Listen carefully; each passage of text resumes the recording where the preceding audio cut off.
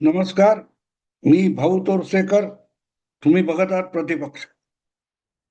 मित्रांनो, अनेकदा अशी गोष्ट होते की आपल्या अनिच्छेने आपण काही गोष्टींमध्ये ओढले जातो, भानगडीत ओढले जातो. कारण नसतं, इच्छा पण नसते. पण परिस्थिती किंवा माहोल असा बनलेला असतो की आपण कधी त्यात ओढले जातो आपल्याला कळत नाही. मग कधी लॉटरीचा विषय असतो, जुगाराचा विषय असतो, छोट्या मोठ्या हव्यासाचा विषय असतो, सूडबुद्धीचा विषय असतो. भावनांच्या आहारी गेलो की आपण भरकटत जातो. भावनांच्या गुंत्यात तुम्ही सापडला की आपण आपला विचार करत नाही आणि आसपासची परिस्थिती असते, माणसं असतात, ती त्यांच्या त्यांच्या परीने आपल्याला त्यांच्या इच्छेनुसार वागायला भाग पाडतात आणि आपली इच्छा नसली तरी आपण त्यांना खुश करण्यासाठी तसं वागत जातो. आणि प्रामुख्याने आजच्या माध्यम प्रसार जो आहे, संपर्क साधनांचा जो प्रचंड विस्तार झालेला आहे, त्यातून या गोष्टी सातत्याने होत असतात. आपल्याला कळत नाही आपण एखादी वस्तू का खरेदी करतो. एखाद्या वस्तूची आपल्याला गरज असो नसो आपण का खरेदी करतो. आत्ता एक जाहिरात मी टीव्हीवर बघत असतो सध्या, युट्यूबवर, टीव्हीवर, की एका घरात असं साधं कुटुंब आहे मध्यमवर्गीय आणि ती म्हातारी आई म्हणते, अरे त्यांनी सांगितलं होतं 1 टनाचा एसी पुरला असता, तू 2.5 टनाचा किंवा 3 टनाचा कशाला आणलास एसी. तर तो म्हणतो, काय करू, अर्ध्या किमतीत मिळत होतं ना म्हणून घेतलं. म्हणजे त्याच्या कुटुंबाला, त्याच्या घराला तितका अवजड किंवा अधिक क्षमतेचा एअर कंडिशनर आवश्यक नव्हता, पण ते स्वस्त पडतं. अरे पण स्वस्त तुला गरजेचं आहे का. मग मुलं कुडकुडतायत, कोणाला सर्दी झालीये, हा जो काय प्रकार, किंवा स्वेटर घालून बसलेत, इथे तुमच्या नकळत तुम्हाला ते स्वस्त आहे आणि फायद्यात पडतंय म्हणून तुम्ही खरेदीला जाता. अनेक गोष्टी अशा असतात, वेगवेगळ्या आहेत. कोणतरी एक त्याच मला वाटते कुठच्या तरी एका मॉलची डिजिटल, रिलायन्स डिजिटल वगैरे कोणाची जाहिरात आहे. सांगायचा हेतू असा, त्याची तुम्हाला गरज नाहीये, पण तो स्वस्त आहे म्हणून तुम्हाला मोहात पाडला जातं आणि अनिच्छेने तुम्ही ती वस्तू खरेदी करता. अरे किती 3400 रुपये आणि 34,000ची वस्तू 26,000 मिळाली वगैरे वगैरे. गरज होती का. आणि ही गोष्ट जर आपण सामान्य माणसं आपल्या आयुष्यात, मी अमेरिकेत पहिल्यांदा गेलो होतो 1999 साली, तेव्हा मला हे प्रकरण कळलं नाही की कुठच्याही त्या दुकानात मला मित्र आणि लोक घेऊन जायचे, तेव्हा by one get one free. मला कळायचं नाही की एक वस्तू घ्या आणि त्याच्या बदल्यात दुसरी फुकट घ्या, म्हणजे तसलीच एक फ्रीज घ्या दुसरा फ्रीज फुकट, हे काय प्रकरण आहे. मग 50% सवलत का देत नाहीत. तर तुम्हाला गरज नसलेली वस्तू सुद्धा तुमच्या गळ्यात मारायची म्हणून ती फुकट आहे, हा जो प्रकार असतो, आपण त्या मोहात अडकत जातो आणि विचार करत नाही, अरे त्या वस्तूची आपल्याला गरज आहे का. ही जर आपल्या सामान्य मध्यमवर्गीय किंवा अतिसामान्य अशा कुटुंबातली अवस्था असेल, तर ज्यांना सत्तेच्या राजकारणात, अधिकाराच्या राजकारणामध्ये ज्यांचे मोठे मोठे जुगार खेळले जात असतात, तिथे तर अशा मोहाच्या जागा अनेक येतात, अनेक येतात. बघा, तुम्ही हे झालं तर आमदार व्हाल, तमुक झाला तर तुम्ही खासदार व्हाल, मंत्री व्हाल. हे जे तुम्हाला मोहात टाकणारे क्षण असतात किंवा आमिष दाखवली जातात, त्यामध्ये तुम्ही कधी फरफटत जाता, तुम्हाला पत्ता लागत नाही. आणि याचं आजचं सगळ्यात मोठं जिवंत उदाहरण कोण असेल तर उद्धव ठाकरे आहेत. 5-6 वर्षापूर्वी मुख्यमंत्री होण्याच्या एका आमिषाच्या मागे काय ते उद्धव ठाकरे धावत गेले आणि काय झालंय बघा. हातातून पक्ष गेला. वडिलांनी तयार करून प्रचंड मेहनतीतून उभा केलेला शिवसेना नावाचा पक्ष उद्धव ठाकरे यांच्या हातातून निसटला. पण ते मुख्यमंत्री होण्यासाठी जे जे काय खेळ करावे लागले, ज्या ज्या कसरती आणि कोलांट्या उड्या माराव्या लागल्या, त्यातून अजूनही सुटका नाही. ते मुख्यमंत्रीपद गेलं. ते मुख्यमंत्रीपद जाऊन आता 4 वर्ष होत आलेली आहेत. येत्या जून महिन्यामध्ये म्हणजे साधारण आणखी 2 महिन्यानंतर उद्धव ठाकरेंचं मुख्यमंत्रीपद जाऊन 4 वर्ष होतील. पण त्यातून निर्माण झालेल्या समस्या, अडचणी, प्रॉब्लेम्स उद्धव ठाकरे सोडवू शकलेले नाहीत. पक्ष हातातून गेला, पक्षाचं चिन्ह हातातून गेलं. ते 50, 60, 70 आमदार शिवसेना या नावावर निवडून येत होते आणि त्यांच्यावर आपण जो अधिकार गाजवू शकत होतो, तो हळूहळू इतका सैल पडलेला आहे आणि ते तर गेलंच. पण त्या निमित्ताने जो अहंकार दाखवला गेला, जो रुबाब दाखवला गेला, जे शब्द वापरले गेले, जी भाषा वापरली गेली, त्या जंजाळातून बाहेर पडणं उद्धव ठाकरेंना शक्य होत नाहीये. आणि मी एवढ्यासाठी सांगतो की आता परत एकदा तसंच एक जाळ उद्धव ठाकरे यांच्या भोवती विणलं जाते. ते त्याच्यात अडकणार की नाही हा नंतरचा विषय. तर आपल्याला साधारण 8-10 दिवसामध्ये कळेल की आणखीन एका अशा सापड्यामध्ये उद्धव ठाकरे अडकणार की नाही अडकणार. आणि तो सापळा आहे विधान परिषदेच्या आमदारकीचा. मुळातच ठाकरे कुटुंब कधी निवडणुकीला उभं राहत नव्हतं. पण तिसऱ्या पिढीतल्या आदित्य ठाकरेंना आमदार होण्याचा किंवा निवडणूक लढवण्याचा मोह झाला आणि पुढे त्यांनीच आपल्या पित्याला सुद्धा फरफटत मुख्यमंत्री पदाच्या मोहापर्यंत ओढत आणलं. आणि झालं, जे काय करायचं ते झालं. 25 वर्षाची शिवसेना भाजप युती मोडली, उद्धव ठाकरे मुख्यमंत्री झाले. आणि जे खात्रीपूर्वक तुम्हाला दगाबाजी करू शकतील त्या शरद पवारांच्या नादी उद्धव ठाकरे लागले आणि इतके फरफटत गेलेत की अजूनही त्यातून बाहेर पडत नाहीयेत. आणि अशा वेळेला आता या मे महिन्यामध्ये, पुढल्या महिन्यामध्ये उद्धव ठाकरे यांची त्यावेळेला मुख्यमंत्री असल्यामुळे मिळालेली जी विधान परिषदेची आमदारकी आहे, तिची मुदत संपल्यानंतर परत एकदा उद्धव ठाकरेंनी आमदार व्हायला पाहिजे नावाचा जो सापळा उभा केला जातोय, त्यामध्ये उद्धव ठाकरे फरफटणार का? कारण आज मला एक गोष्ट आठवते.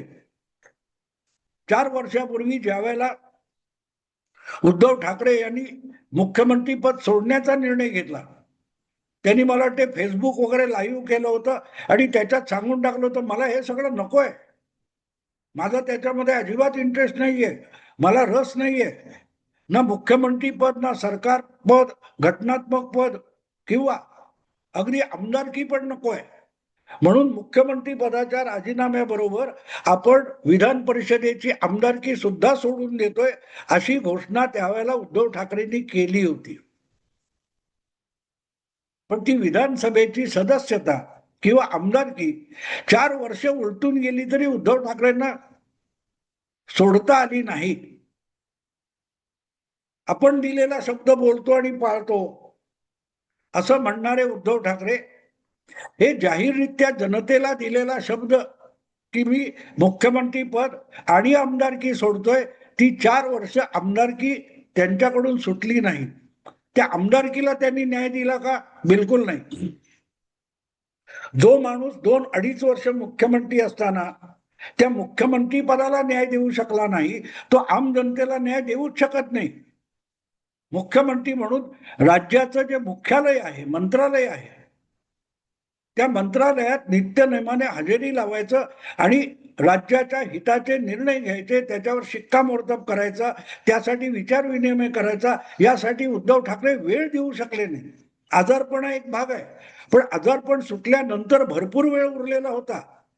पण उद्धव ठाकरे यांनी ते केलं नाही, तर ते एका आमदारकीला काय न्याय देणार? आणि जो माणूस आपल्या आमदारकीला न्याय देत नाही,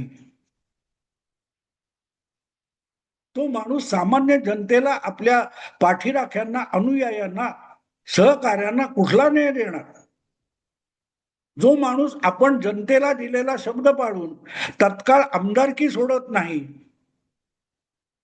त्याच्याकडून तुम्ही कुठली अपेक्षा बाळगू शकता की आज उद्धव ठाकरे असं म्हणाले उद्या ते करतील याची कुठलीही गॅरंटी नाही. आणि अशा प्रकारे ती जी काय आमदारकी होती ते विधान परिषदेमध्ये बसून वेगवेगळ्या विषयावर बोलून त्यांनी ते कर्तव्य पार पाडलं का? 2019च्या निवडणुका जिंकल्यानंतर परत एकदा देवेंद्र फडणवीस यांना जनतेने मुख्यमंत्री करण्यासाठी कौल दिलेला होता. तो त्यांच्या तोंडचा घास शरद पवार आणि उद्धव ठाकरे यांनी काढून घेतला. म्हणून देवेंद्र फडणवीस गप्प बसले का? नाही. आपण जर सत्तेत बसलो नसू आणि आपल्याला बसू दिलेलं नसेल आणि परिस्थितीने किंवा व्यवस्थेने आपल्यावर विरोधी नेता व्हायची पाळी आणली असेल तर विरोधी नेता म्हणून सुद्धा आपण जनतेच्या सेवेत तत्पर आहोत. यासाठी देवेंद्र फडणवीस 2.5 वर्ष धडपडत राहिले, काम करत राहिले. अगदी करोना काळ असताना गावगणना फिरून शहरांमध्ये, गल्लीबोळामध्ये, गावामध्ये, जिल्ह्यामध्ये, तालुक्यामध्ये फडणवीस जात राहिले, विधानसभेत झुंजत राहिले. यापैकी मुख्यमंत्री असताना किंवा मुख्यमंत्री नसताना उद्धव ठाकरे काय करू शकले आणि नसतील तर त्यांनी आमदार व्हायचं कशाला? आमदार म्हणून जे काय काम करायचं असतं सभागृहामध्ये किंवा सभागृहाच्या बाहेर, यापैकी कुठलंही काम उद्धव ठाकरे करणार नसतील, त्यांना करायची इच्छा नसेल आणि त्यांच्याकडून होणार नसेल तर मग त्यांनी आमदार होण्याची तरी गरज काय होतं आणि आमदारकी ठेवण्याची तरी गरज काय होती? अशा रीतीने ज्यांची आमदारकी संपत आलेली आहे त्यांनी परत एकदा आमदार झालं पाहिजे, कारण ते माझे मुख्यमंत्री आहेत असं म्हणायचं असेल तर मग पृथ्वीराज चव्हाणचं काय? पृथ्वीराज चव्हाण हे सुद्धा माजी मुख्यमंत्री आहेत. नारायण राणे हे सुद्धा माजी मुख्यमंत्री आहेत. जे लोक म्हणतात उद्धव ठाकरे हे माजी मुख्यमंत्री असल्यामुळे त्यांनी विधान परिषदेत येणं अगत्याचं आहे, तर मग पृथ्वीराज चव्हाण ह्यांचं काय करायचं? 10 वर्ष 12 वर्षापूर्वी ते सुद्धा या राज्याचे मुख्यमंत्री होते, तब्बल 3 वर्ष होते. उद्धव ठाकरेंपेक्षा त्यांचा मुख्यमंत्री पदाचा कार्यकाळ अधिक आहे. पण अशा रीतीने जे एक टन एसीच्या किमतीमध्ये 3 टनाचा एसी मिळतो म्हणून घेणं आणि गरज नसताना घेणं, असे जे सापळे असतात ते असे सापळे आहेत. आणि हे माध्यमातून सध्या चर्चा सुरू झाली की महाविकास आघाडीकडून उद्धव ठाकरे यांना विधान परिषदेचा आमदार परत एकदा केलं गेलं पाहिजे, करणार का, होणार का, वगैरे वगैरे. पण कोणीतरी एकदा उद्धव ठाकरेंना विचारा, त्यांना खरोखरच आमदार होण्याची इच्छा आहे का? विधान परिषदेत बसून काम करण्याची इच्छा आहे का? आमदार म्हणून जी जी कामं करायची असतात ते करण्यामध्ये उद्धव ठाकरेंना खरोखरच रस आहे का, इंटरेस्ट आहे का, याचा कधीतरी विचार करा. अशा बातम्या देणाऱ्यांनी, त्यावर चर्चा करणाऱ्यांनी उद्धव ठाकरे हे पत्रकारांच्या किंवा राजकारणाचा अभ्यास करणाऱ्यांच्या पटावरचं प्यादं नाहीये.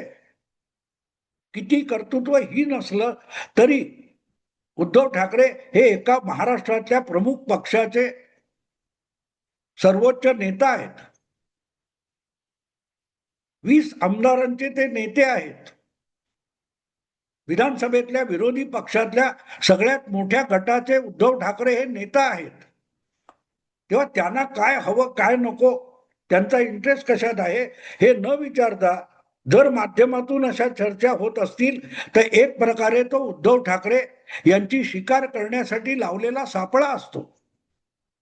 कधीतरी विचारा त्यांना, मग तुम्हाला व्हायचंय का? तुमची इच्छा काय आहे? आमदार म्हणजे काय काय जबाबदाऱ्या असतात?